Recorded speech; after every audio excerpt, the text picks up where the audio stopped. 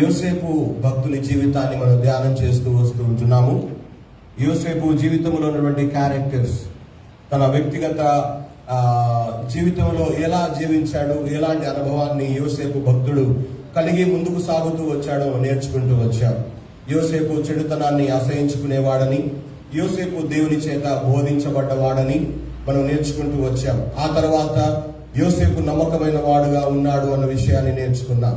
అదేవిధంగా యోసేపు తన పరిశుద్ధతను కాపాడుకుంటూ వచ్చాడు అన్న విషయాన్ని కూడా మనం నేర్చుకున్నాం. యోసేపు బుద్ధిమంతునిగా జీవించాడు. అంత మాత్రమే కాదు, ఇతరుల యొక్క బాధలను, వారి వేదనను ఆయన అర్థం చేసుకునేవాడుగా, ఇతరులను ఆదరించేవాడుగా ఉన్నట్టుగా కూడా మనము నేర్చుకుంటూ వచ్చాం.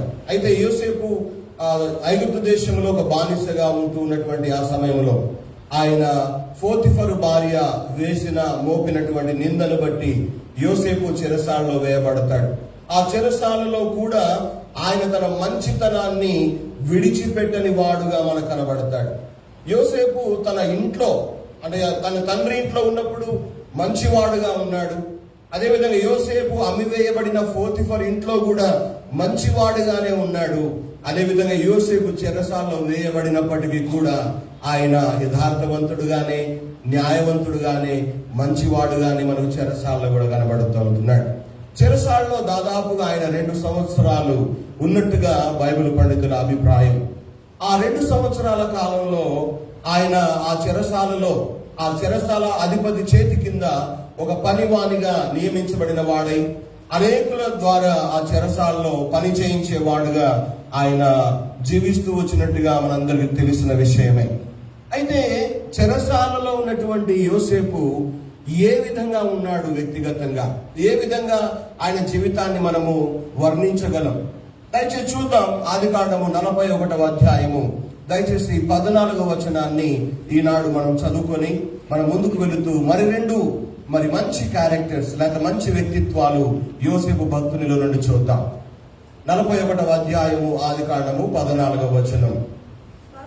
ఫరో యోసేపును పిలువనంపెను, కాబట్టి చెరసాలలో నుండి యోసేపును త్వరగా రప్పించారు.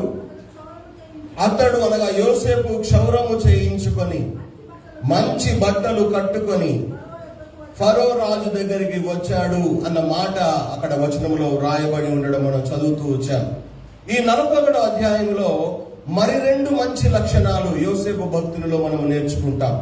ఇక్కడ మనం మొదటి విషయాన్ని చూస్తే, యోసేపు చెరసాలలో నుండి రప్పించబడ్డాడు లేదా రాజైన ఫరో ద్వారా పిలిపించబడ్డాడు అన్న విషయాన్ని మనం అక్కడ చదువుతూ ఉన్నాం.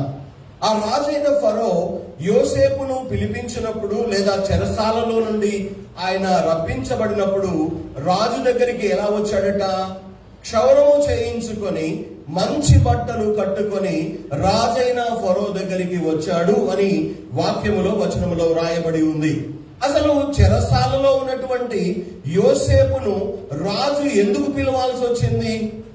చెరసాలలో వేయబడినటువంటి నిందితుడుగా ఉన్నటువంటి, ఒక నింద మోపబడిన వాడుగా, నేరస్తునిగా ఉన్నటువంటి యోసేపును ఆ దేశానికి రాజైన ఫరో ఎందుకు బయటకు తీసుకొచ్చాడు అన్న విషయాన్ని కనుక మనం ఆలోచన చేస్తే, అక్కడ ఆ 41వ అధ్యాయము మొదటి 8 వచనాల్లో మనం చూస్తాము. అక్కడ రాజైన ఫరో ఒక కలను కంటాడు. ఒక కల కాదు, 2 కలలు కంటాడు. కాకపోతే ఒకే విధమైనటువంటి కలలు కంటాడు, ఒకే రకమైన కలలు కంటాడు. ఆ కలను కన్న తర్వాత ఆ రాజు కలవరముతో నిండిపోయి వేదనతో తన మనసును బాధపరుచుకుంటూ, ఈ కల యొక్క భావం ఏమిటి, ఈ కళ ఎందుకు వచ్చింది, ఈ కళ యొక్క అర్థం ఏమిటి అని తన రాజ్యంలో ఉన్న వారందరిని అడిగినప్పటికీ కూడా ఎవ్వరు కూడా ఆ కళ భావాన్ని చెప్పలేకపోతారు. రాజు యొక్క కలవరం మరింత ఎక్కువైపోతుంది.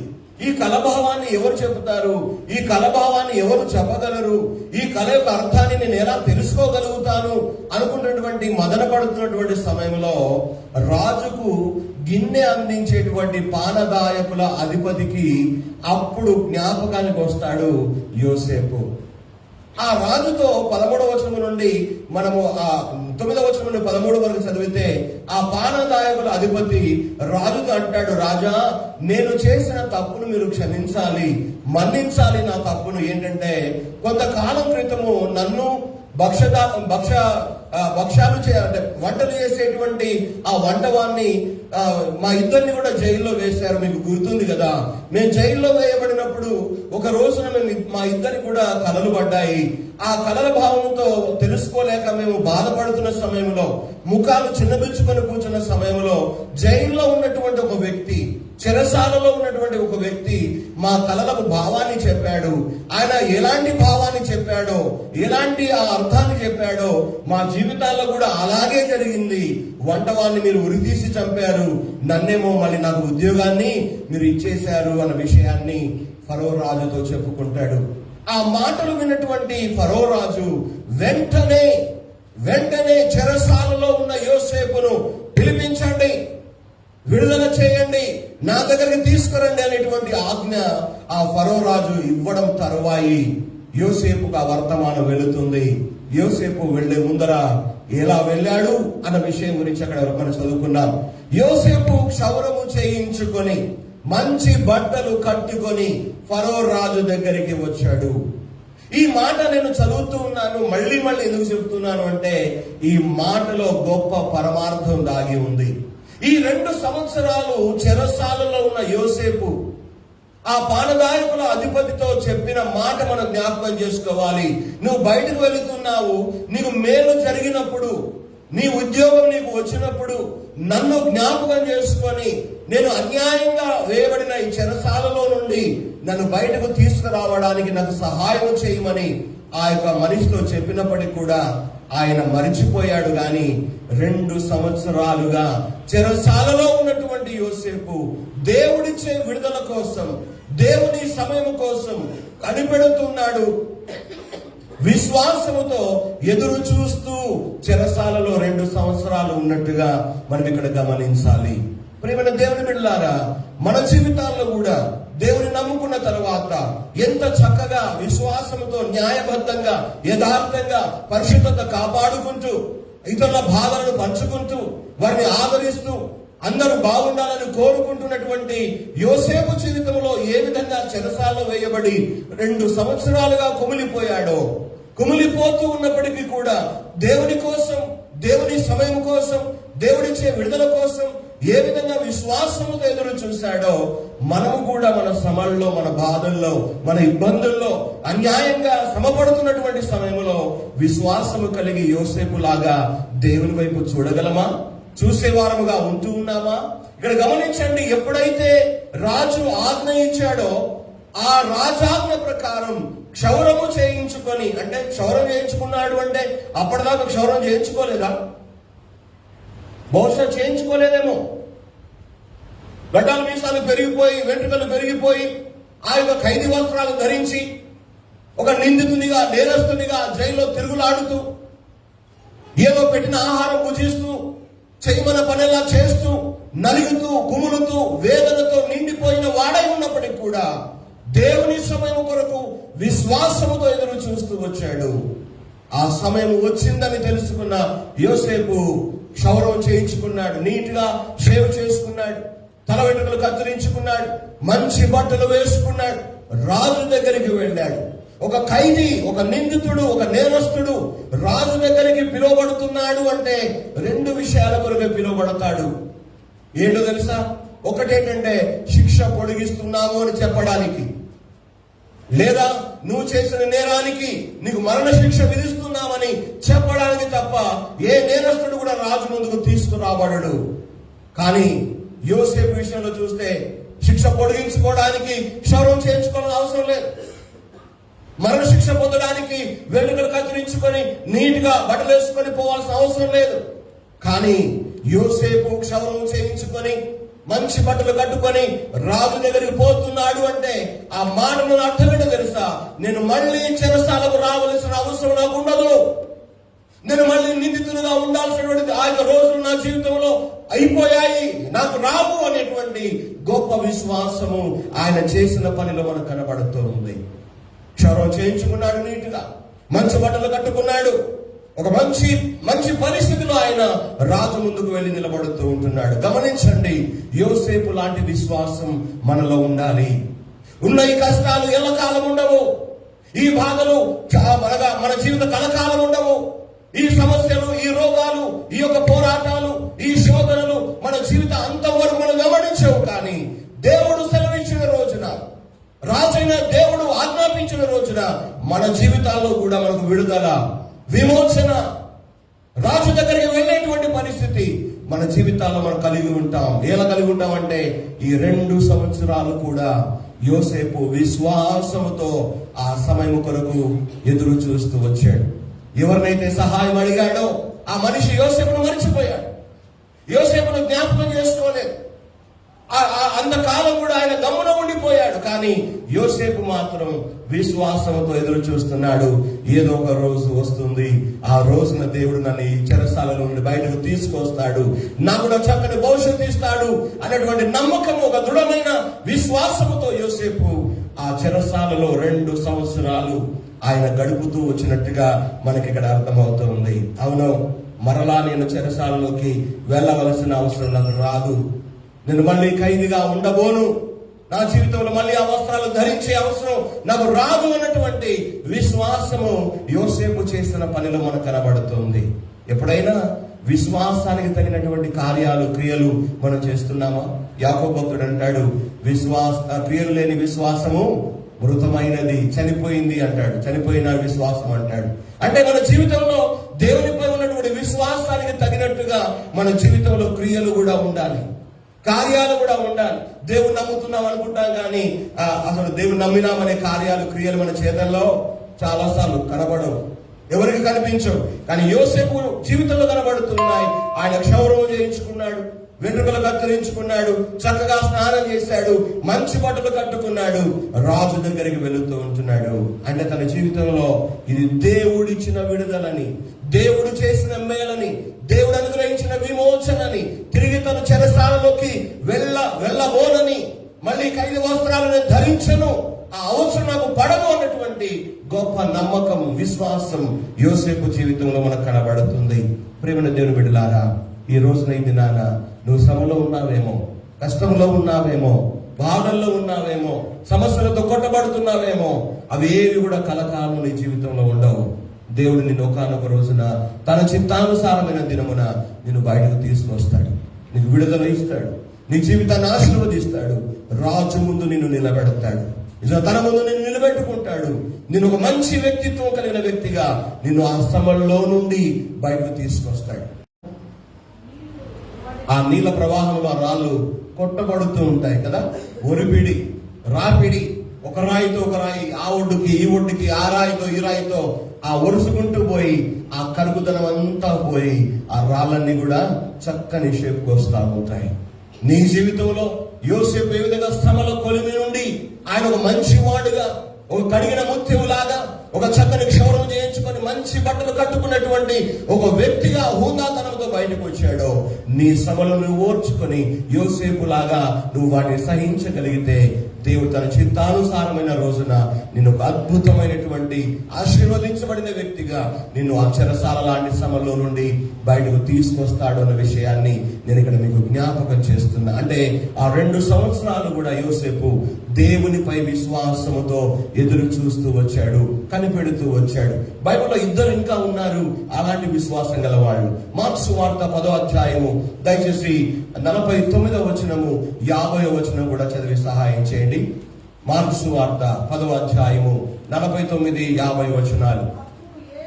అప్పుడు యేసు నిలిచి వానిని పిలువుడని చెప్పగా వారు ఆ గుడ్డివాణ్ణి పిలిచి, ధైర్యము తెచ్చుకోమును, యేసు నిన్ను పిలుస్తున్నాడని చెప్పారు.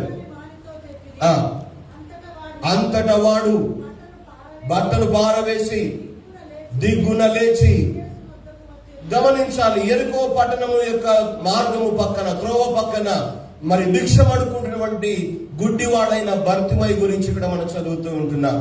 ఆ రోడ్డు పడ యేసే వెళుతున్నటువంటి సందర్భంలో ఈ గుడ్డివాడు బాగా కేకలేసి అరుస్తాడు, దావీదు కుమారుడా నన్ను కరుణించుము, కరుణించుమని కేకలేస్తాడు. అక్కడ ఉన్న వాళ్ళందరూ కూడా నువ్వు అరవద్దు అని గద్దిస్తారు, మందలిస్తారు, నోరు మూసుకొని చెప్తారు. కానీ గుడ్డివాడు ఇంకా కేకలు వేస్తాడు. ఆ కేకలు విన్నటువంటి యేసయ్య నిలిచిపోయినట్టుగా ఆ 49వ వచనంలో చూస్తున్నా. నిలిచిపోవడమే కాదు, వాడిని నా దగ్గరికి తీసుకురండి అంటాడు. అప్పుడు అక్కడ ఉన్న వాళ్ళు అంటారు, ధైర్యం తెచ్చుకోరా గుడ్డోడా, యేసయ్య నేను పిలుస్తున్నాడని చెప్పినప్పుడు 50వ వచనంలో ఉంది, ముందు లేచాడా, ముందు బట్టను పారేశాడా? లేచాడా, బట్టను పారేశాడా? అసలు బట్టను పారేయాలంటే ఎట్లా అంటే లేచి బట్టను పారేస్తాడు సాధారణ, లేచి బట్టను పారేయాలి. కానీ ముందే బట్టను పారేసి లేచినట్టుగా వాక్యంలో ఉంది. అంటే ఆ గుడ్డివానికి ఉన్న విశ్వాసం చూడండి. యేసయ్యను పిలుస్తున్నాడు, నేను యేసయ్య దగ్గరికి పోతున్నాను. యేసయ్య దగ్గరికి పోయిన తర్వాత ఈ గుడ్డ నాకెందుకు, ఈ బట్ట నాకెందుకు, ఈ యొక్క ప్లేగ్ నాకెందుకు, ఈ బట్టలో ఉన్నటువంటి చిల్లర నాణాలు నాకెందుకు, యేసయ్య దగ్గరికే పోతున్నాను, యేసయ్య నన్ను పిలుస్తున్నాడు. నేను పోయిన తర్వాత వీటితో నాకేంటి పని? నేను మళ్ళీ ఇక్కడ కూర్చోను, మళ్ళీ ఇక్కడికి రావాల్సిన అవసరం నాకు లేదు, మళ్ళీ ఇక్కడ కూర్చొని భిక్షాదేహి అని అడగాల్సిన పని నాకు లేదు అన్నటువంటి విశ్వాసము ఆ గుడ్డివాడిలో మనం చూస్తున్నాం. బట్టను పారేశాడు, దిగున లేచాడు, యేసయ్య దగ్గరికి వచ్చాడు, చూపు పొందుకున్నాడు, యేసయ్యతోనే వెంట వెళ్ళిపోయినట్టుగా చూస్తున్నాం. హల్లెలూయా.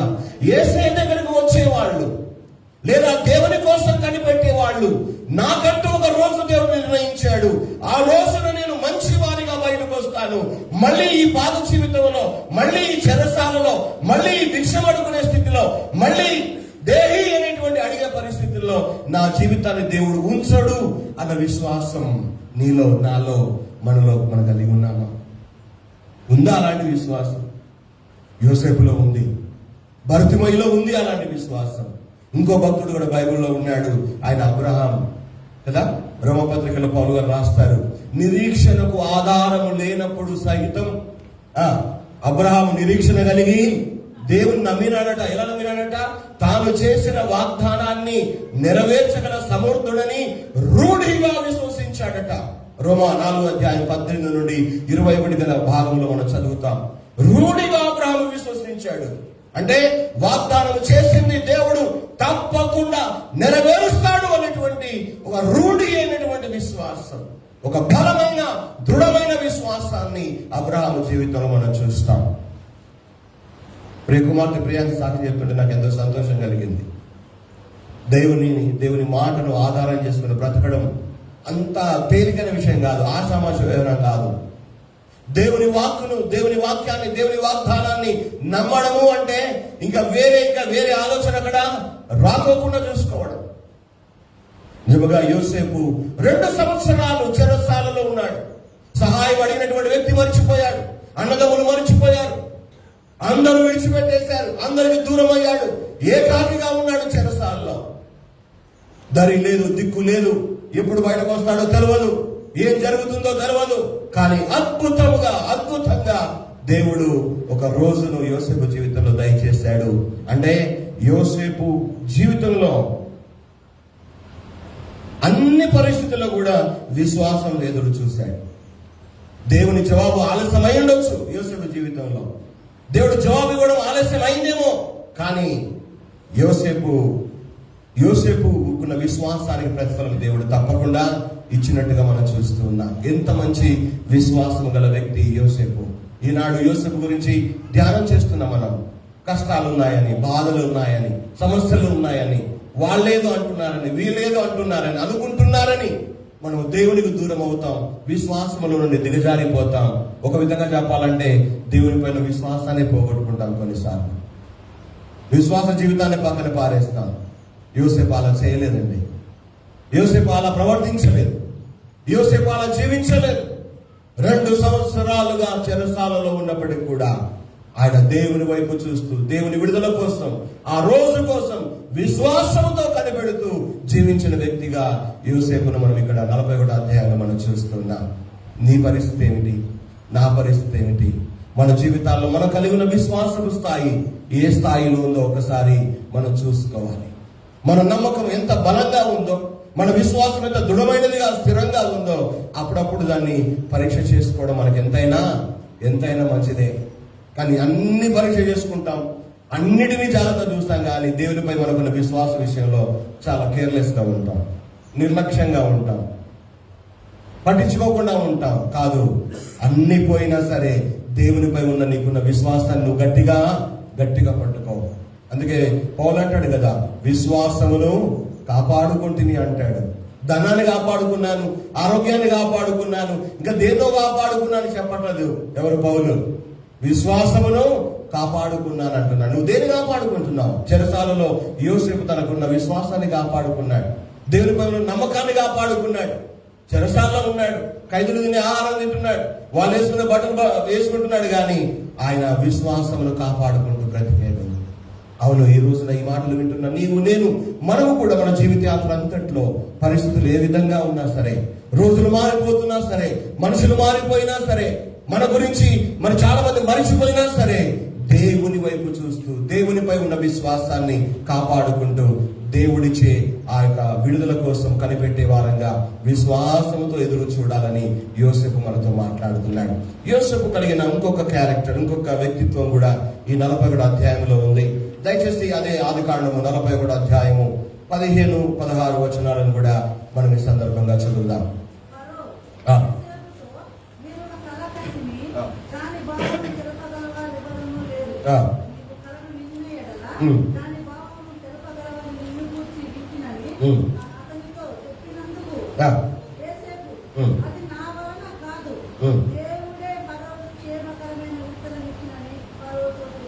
గమనించాలి, రాజు దగ్గర నిలబడ్డాడు, యోసేపుని చూశాడు.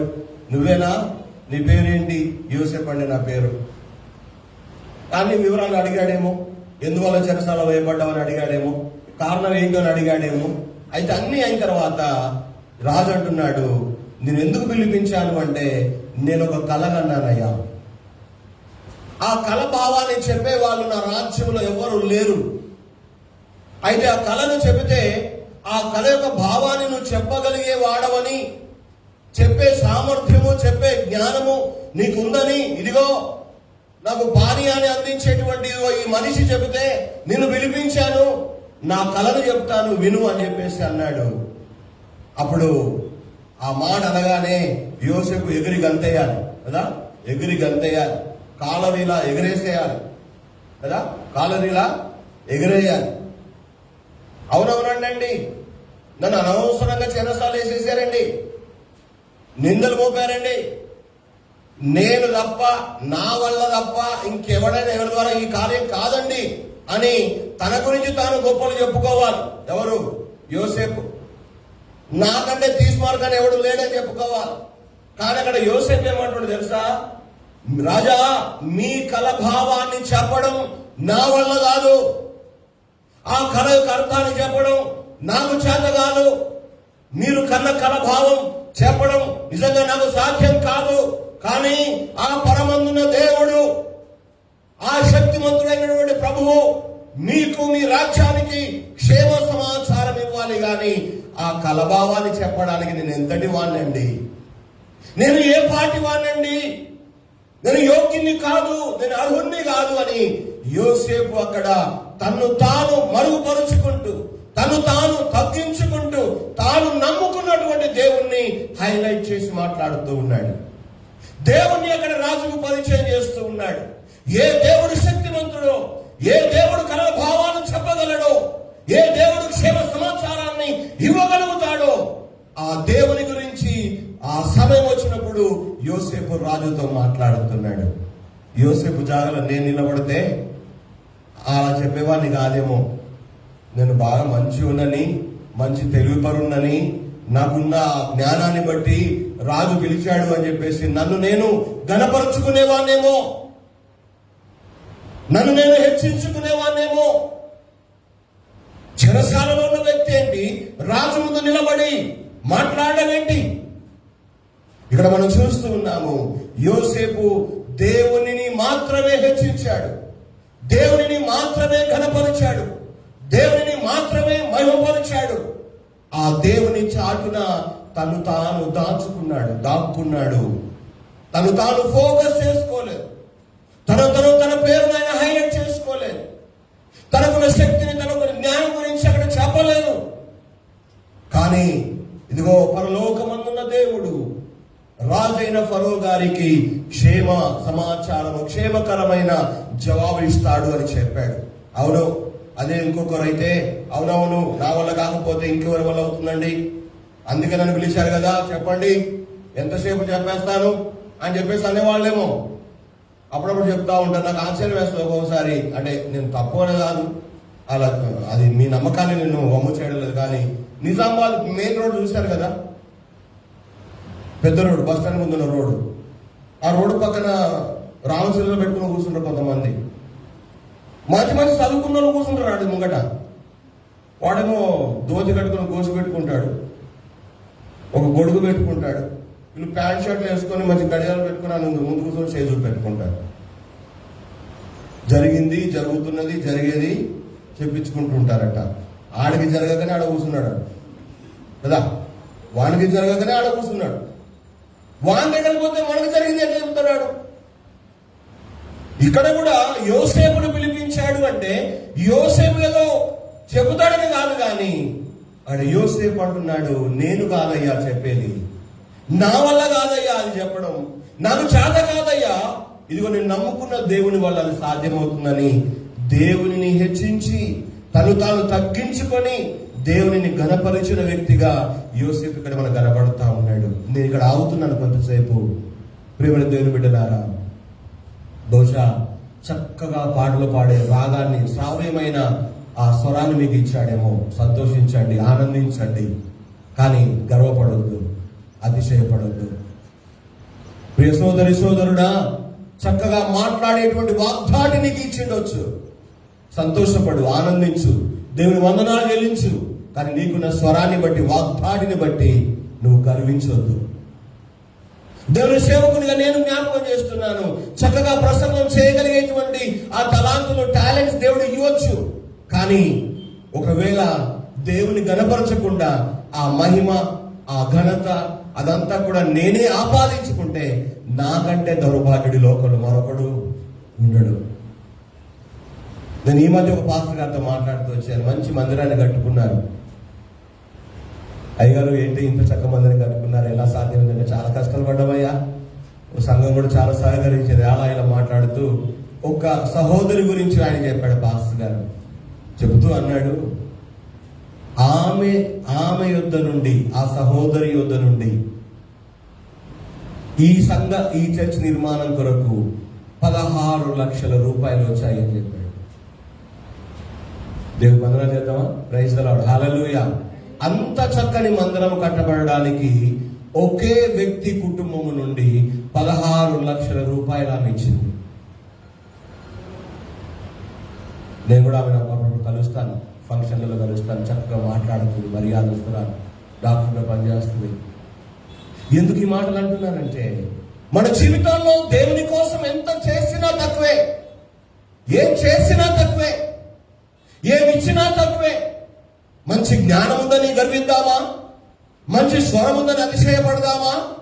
చక్కని వాగ్దాటి మాటగాని తనము దేవుడిచ్చాడని విర్రవీగుదామా?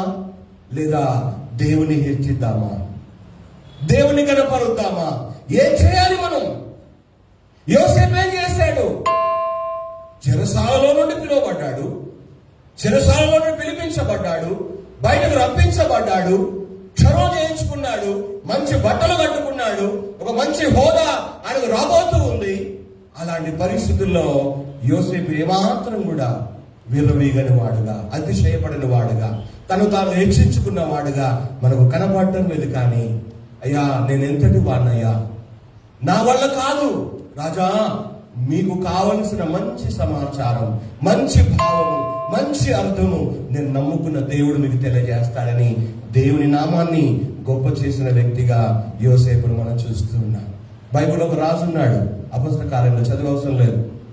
ఆయన ఉపన్యాసం చేస్తే ఒక ఆయన అన్నాడట, అయ్యా రాజా, ఎంత మంచి కంఠమయ్యా నీది, స్వరం, నీకు ఎంత మంచి స్వరం ఉంది, ఈ స్వరము దేవదూతల స్వరమే గాని మానవ స్వరం కాదని చెప్పి పొగిడాడట ఒక మనిషి.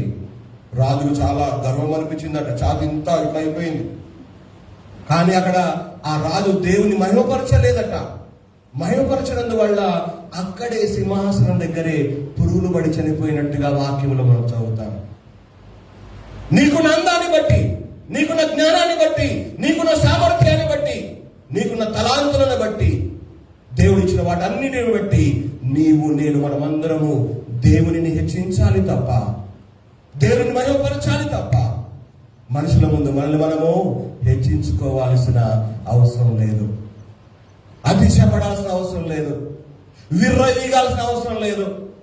మనల్ని మనమే ఘనపరుచుకోవాల్సినటువంటి అవసరం లేదు. దానియేలు కూడా అదే పని చేస్తాడు. అదే మాట అంటాడు, నేను కాదు పరలోకమందున దేవుడే మీకు ఆ యొక్క అంటే ఆ భావాన్ని తెలియజేస్తాడు అని రాజుతో చెబుతాడు. బాబు నుంచి యోహాను కూడా ఏం చేశాడు? ఆయన అనగా యేసుక్రీస్తు ప్రభు హెచ్చవలసి ఉన్నది, నేను తగ్గవలసి ఉన్నదని యోహాను భక్తుడు చెప్పినాడు. మరి ఈ రోజున మన జీవితంలో దేవుని హెచ్చిస్తున్నామా, మనల్నే హెచ్చించుకుంటున్నామా? ఆలోచన చేయాలి. మనల్ని పరీక్ష చేసుకోవాలి. యోసేపు ఎంత ఒక మాదిరికరమైనటువంటి ఒక దేవుని బిడ్డగా కనబడుతున్నాడంటే, ఏ వైపు నుండి చూసినా యోసేపులో ఒక మంచి కోణం మనకు కనబడుతుంది. ముందు నుంచి చూసినా, వెనుక నుంచి చూసినా, ఈ పక్కన చూసినా, ఆ పక్కన చూసినా, యోసేపు అన్ని రంగాల్లో, అన్ని విషయాల్లో కూడా ఒక మోడల్ లైఫ్, ఒక మాదిరికరమైన జీవితాన్ని జీవించిన దేవుని బిడ్డగా మనం చూస్తున్నాం. ఇంతవరకు మనం నేర్చుకుంటూ వస్తున్నాం. ఇది యోసేపు భక్తుల్లో నాలుగవ పాఠం. యోసేపు 2 సంవత్సరాలు జైల్లో ఉండి ఆయన దేవుని ఎందు విశ్వాసముతో ఎదురు చూశాడు, కనిపెడుతూ చూశాడు. రెండోది విడిపించబడిన తర్వాత కూడా అది నా గొప్పతనం కాదని, దేవుడు మాత్రమే చేసిన కార్యమని దేవుణ్ణి హెచ్చిస్తున్నాడు, దేవుణ్ణి మహిమపరుస్తున్నాడు. దేవుడు మనకిచ్చిన సామర్థ్యాన్ని బట్టి, తలాంతులను బట్టి విర్రవీగకుండా, అతిశయపడకుండా, దేవుని కంటే ఎక్కువగా హెచ్చించుకోకుండా దేవుణ్ణి హెచ్చించి ఘనపరచడం నేర్చుకుందాం. పాట పాడుతూ దేవుని గనపరుద్దాం. ప్రసంగం చేస్తూ దేవుని గనపరుద్దాం. సాక్ష్యం చెబుతూ దేవుని గనపరుద్దాం. అందుకే పౌలు అంటాడు, మీరు భోజనము చేసినను, పానము చేసినను, మరేమి చేసినను ఆయన మహిమ కొరకు చేయమని చెప్తాడు. అవును, మన జీవితాల్లో ఏది చేసినా, ఏది చేయగలిగినా మన జీవితాల్లో దేవుని మహిమ కోసం మనం చేద్దాం. ప్రసంగం ద్వారా, పాటల ద్వారా, ఆరాధన ద్వారా, సాక్ష్యం ద్వారా, కానుకల ద్వారా దేవుని కోసం మరి ఏది చేసినా, ప్రభువా నీ కృప వల్లనే నేను చేస్తాను, నీ కృప వల్లనే చేయగలుగుతున్నాను, ఆ మహిమ, ఆ ఘనత నీదే, నీకే అని ఆయన నామానికి మనం వాటిని ఆరోపించవలసిన వారమై ఉంటూ ఉన్నాం.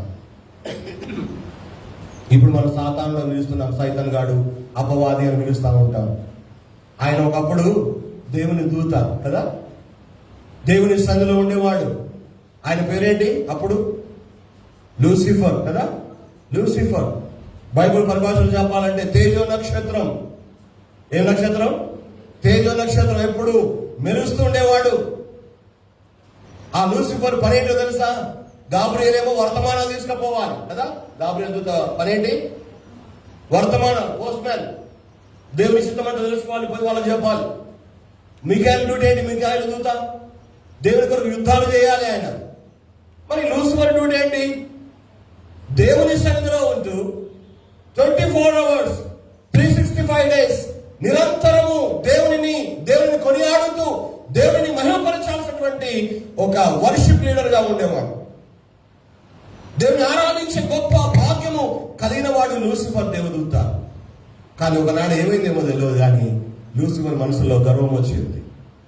యెషయా గ్రంథంలో మనం చదువుతాం కదా, 14వ అధ్యాయం 12 నుండి 15 వరకు చదివితే, దేవుని కంటే కూడా తను తాను హెచ్చించుకొనాలని ఆయన అనుకున్నాడట, మనసులో అనుకున్నాడట, గర్వించాడట, అతిశయపడ్డాడట. దేవుడు చూసినటువంటి ఆ యొక్క పరిస్థితుల్లో ఎక్కడికైతే హెచ్చించుకోవాలనుకున్నాడో లూసిఫర్ దూత, ఆ దూతను దేవుడు పాతాళానికి త్రోసివేశాడంట. ఎందుకు ఈ మాట జ్ఞాపకం చేస్తున్నానంటే, ఒకవేళ మనము మన జీవితాల్లో దేవుని బిడ్డగా దేవుని హెచ్చించకుండా, దేవుని ఘనపరచకుండా, దేవునికి మహిమ తీసుకొని రాకుండా, ఆ దేవునికి చెందాల్సిన ఆ మహిమను, ఘనతను మనము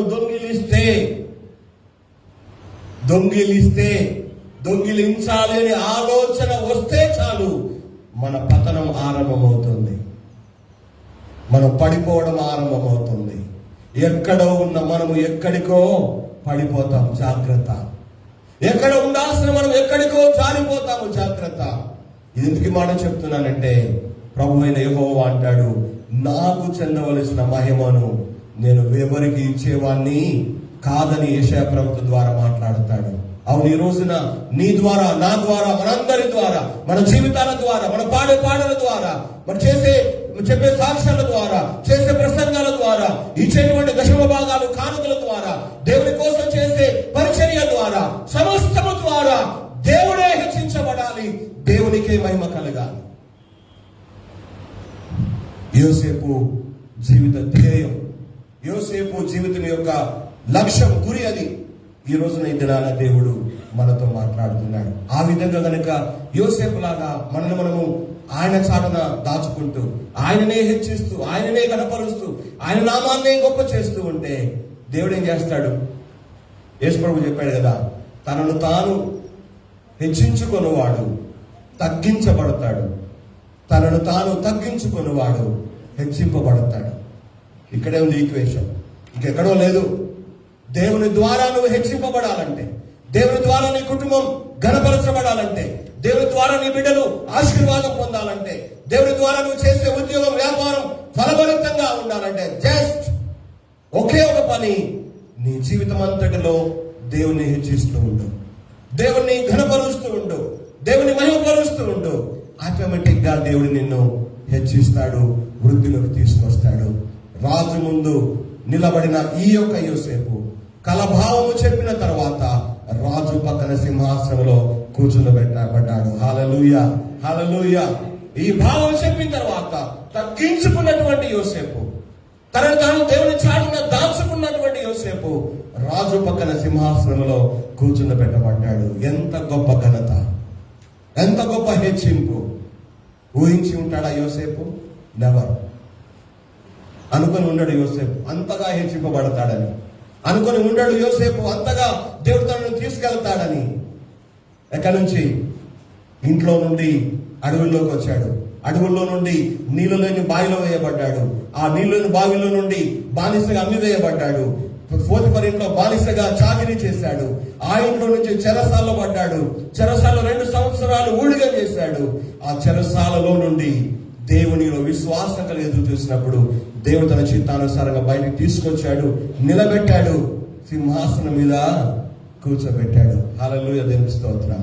ఈ రోజున ఈ దినాన్ని నేను జ్ఞాపకం చేస్తున్నా, చింతపడాల్సిన పడలేదు, వేదనతో నిండిపోవాల్సిన పడలేదు.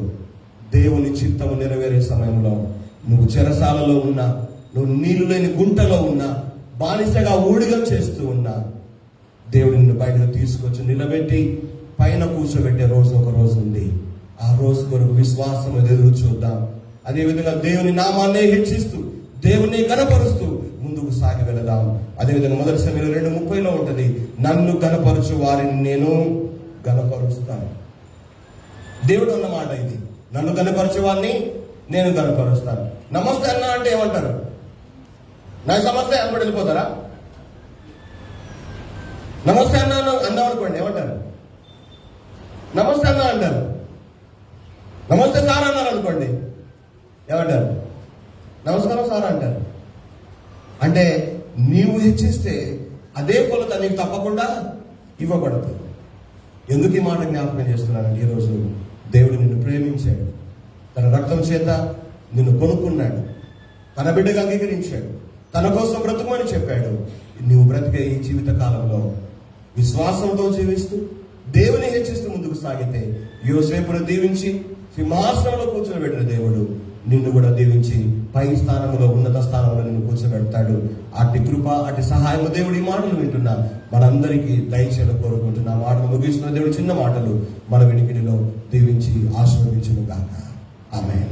దేవుడు మిమ్మల్ని అందరినీ